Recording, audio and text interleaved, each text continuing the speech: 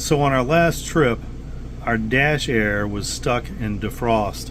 So the only thing we could do was go to off and switch to defrost, but no matter what other setting we attempted, it always stayed on defrost. We could control the temperature, and it appeared that the compressor was on because we could get cold air, although this was winter time when we were running, or it was chilly, and we were trying to run heat through that at the time.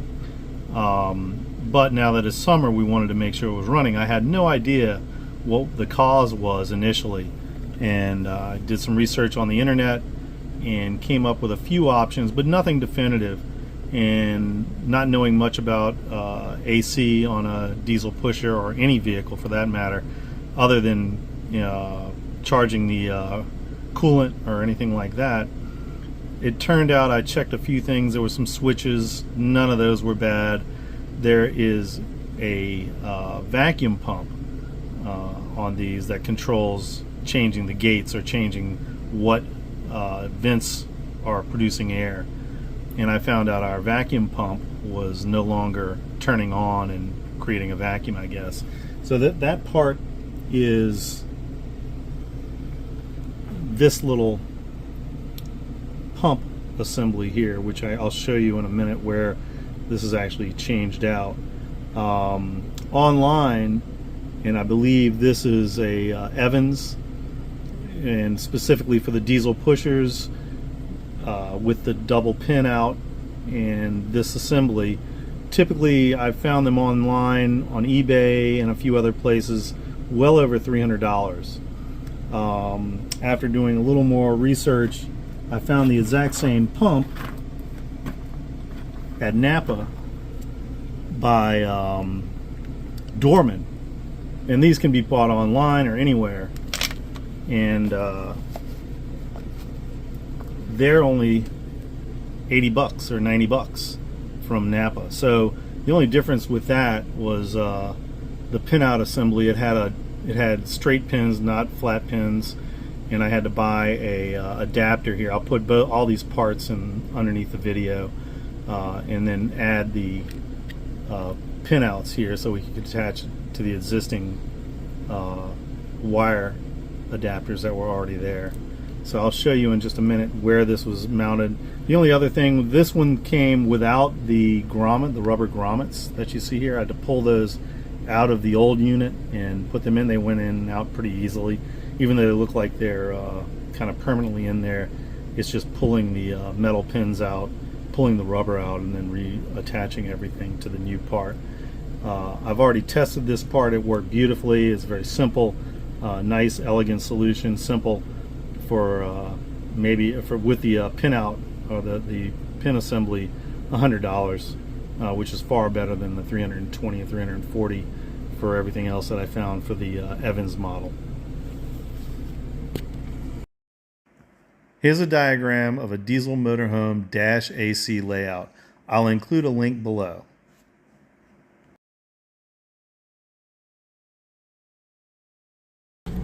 I thought I'd show both units side by side so we can see the differences. The one on the left is the new Dorman. The one on the right is the Evans that was bad.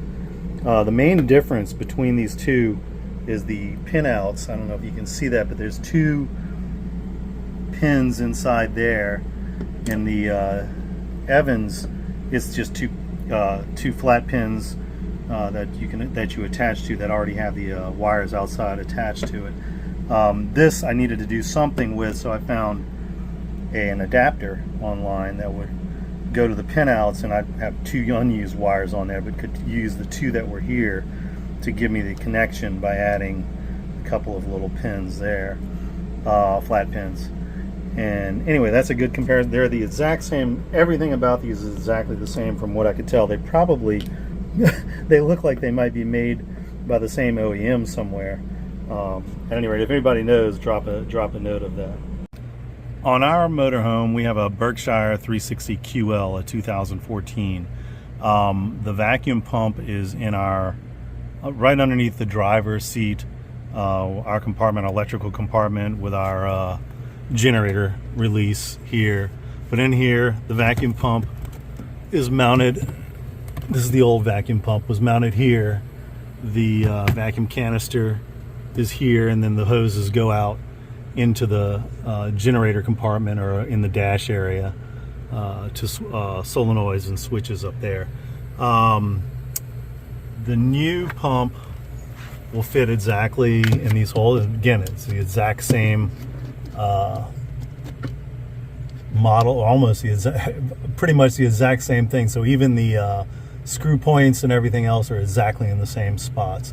The only thing, this little rubber hose came off the old one right here. That's the only thing that came off the old one. And these are our pins, the wires, and our 2 pins coming in here.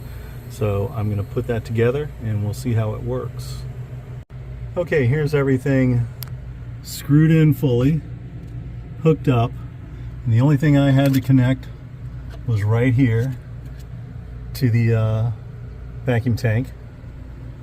So we're going to run it in just a second. So as soon as you turn the key, without even starting the engine, you should hear this pump kick in and prime. It'll run for a few seconds or maybe a minute while it primes the vacuum system. And we'll do that in just a second. So the key is turned, the pump's on, engine is not started yet. It'll prime the vacuum system as long as there's no leaks. It should shut off in a second. It's shut off. And we can start the engine all the way, and I'll go check the AC. So the engine's started, and vacuum pump, you heard that go on and prime the vacuum system. And so now we should be able to turn it to anything on here. Nice vent air coming out, and we should be able to go to floor, and yep, we got floor vents, plenty of floor air coming, and I should be able to go all the way to defrost. And there's our defrost. You can hear it, you can't really feel it up there, but all our defrost vents in the front are working. So that's beautiful. It works great, not too hard of fix, and fairly inexpensive, and far better than bringing it to the shop. I don't know what they would have charged me for that. If you have any suggestions or if I did anything wrong in this, please drop a note in the bottom. Thank you.